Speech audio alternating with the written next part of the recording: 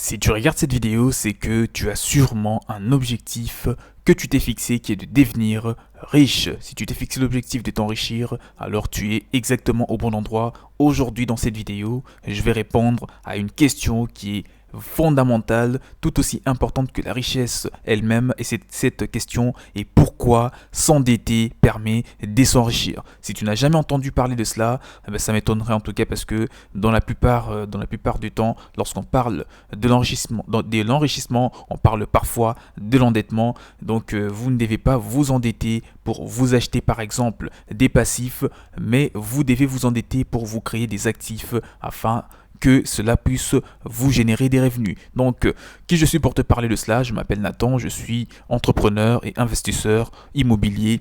Tu peux consulter le principal blog que j'ai lancé qui est dans la description de la vidéo sur lesquels j'ai pu rédiger pas mal d'articles sur l'immobilier, l'enrichissement, l'entrepreneuriat et plein d'autres sujets. Avant de parler des pourquoi s'endetter permet de devenir riche ou de s'enrichir, je te conseille de t'abonner à la chaîne en activant la cloche de notification que tu vois juste en bas pour ne plus rater les prochaines vidéos qui seront publiées sur cette chaîne qui réunit vraiment une sacrée communauté d'entrepreneurs et d'investisseurs immobiliers très motivé. Donc, si tu as besoin des documents qui te permettront de découvrir vraiment des secrets qui te permettront très rapidement de t'enrichir ou vraiment de réussir dans l'investissement qui t'intéresse actuellement, tu peux trouver mon mail dans la description de la vidéo afin d'échanger et de te communiquer toute la procédure à suivre pour bénéficier de ces documents ou encore des programmes mis à disposition de la communauté.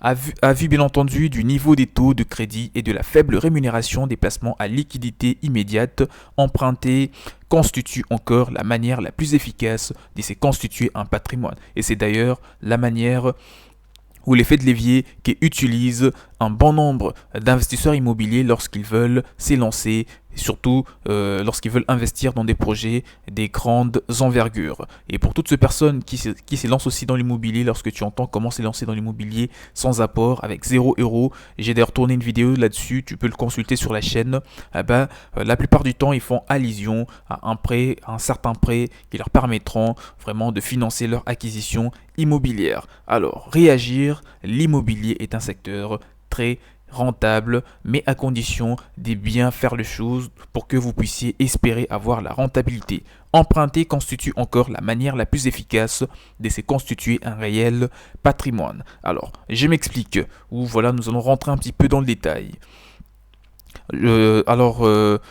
Qui paye ses dettes s'enrichit. Je sais que tu connais sûrement cette phrase, donc qui paye ses dettes s'enrichit. Les vieilles adages populaires à la vie dure. Pour quiconque reçoit ou hérite d'une jolie somme à 4 ou à 5 euros, le premier réflexe est, dans la quasi-totalité des cas, de bien entendu se dire « Tiens, je vais en profiter pour rembourser mes crédits en cours, etc. » Certes, s'acquitter de ces créances permet de se libérer d'une contrainte souvent lourde et de recouvrer un sentiment de liberté. Alors, mais à l'heure actuelle, d'un point de vue plutôt financier, c'est les pires calculs à faire.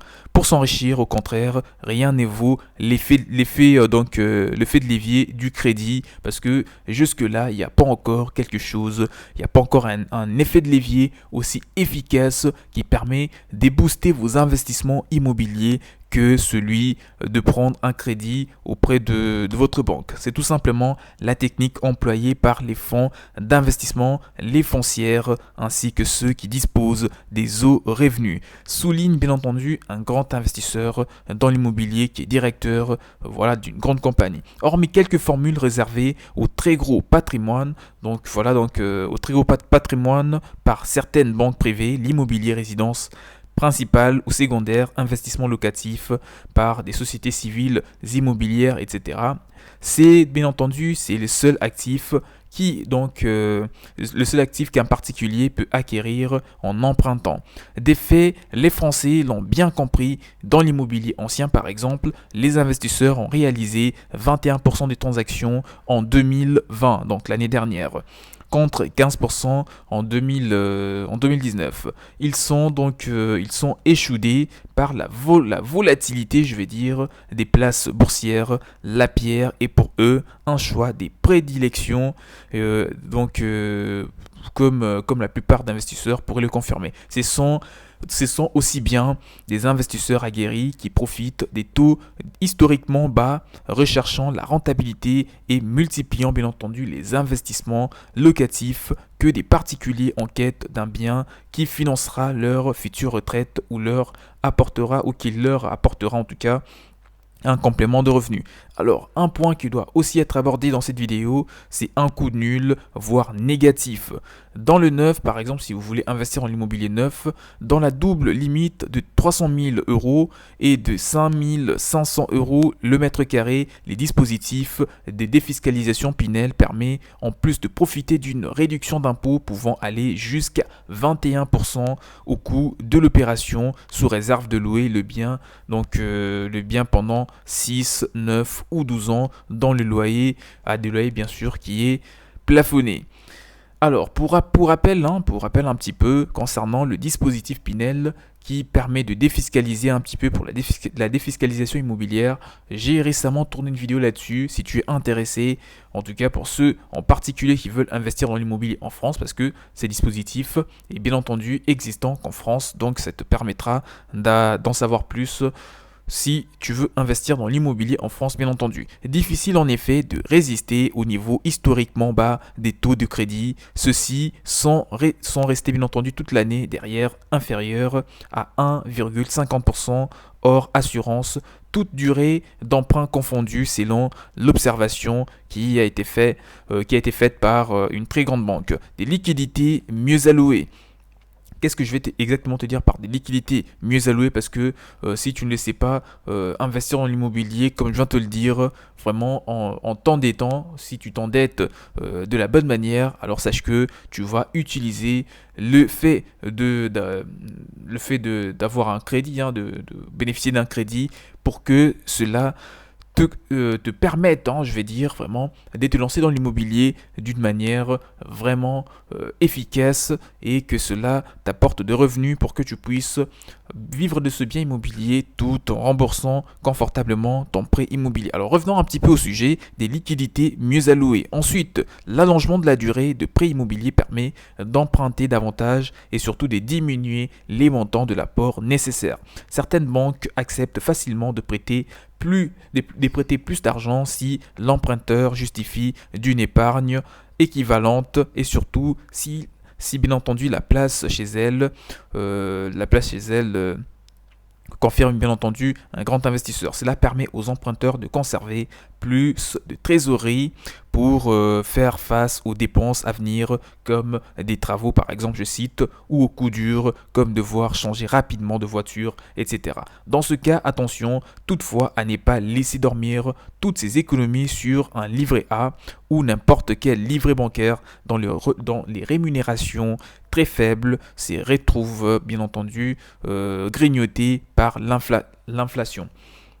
S'il est important de conserver des liquidités, il faut abriter le réserve ou le reste des sommes disponibles sur les placements plus rentables. Lorsque vous allez vous lancer dans l'immobilier, lorsque vous allez bénéficier d'un prêt immobilier pour vous lancer, vous allez vous endetter, vous allez bien entendu répondre de vous-même à la question pourquoi s'endetter permet de s'enrichir, et d'une autre, vous allez bien entendu faire vos premiers pas dans l'immobilier avec un fonds d'investissement qui n'est pas le vôtre, qui sera de votre banque à la base, mais qui vous permettra de vous lancer et bien entendu de devenir la personne que vous avez toujours voulu être, qui est un rentier ou un investisseur immobilier. Donc à condition de bien appliquer cet effet de levier, de bien l'utiliser pour que vous puissiez atteindre cet objectif. Par exemple, une assurance vie, si celle-ci n'est pas exclusivement constituée de fonds en euros ou un plan d'épargne logement, notamment ceux ouverts avant le 1er janvier 2015 et dont le taux de rémunération est de 2,5%. Dans les cas d'un investissement, l'achat de parts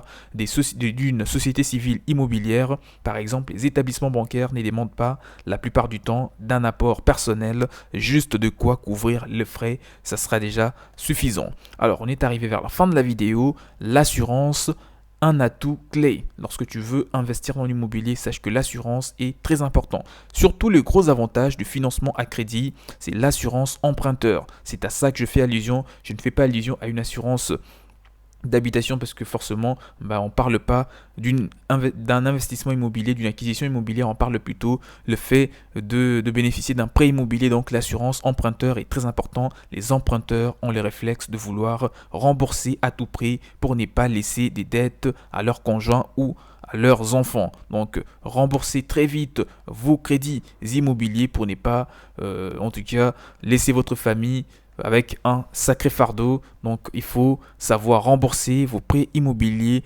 lorsque vous investissez, lorsque vous achetez un bien immobilier avec un prêt, avec de l'argent qui appartient à votre banque. Faites en sorte de le rembourser très rapidement pour que vous puissiez très rapidement aussi profiter de votre bien immobilier sans pour autant vraiment laisser votre famille avec des grosses dettes.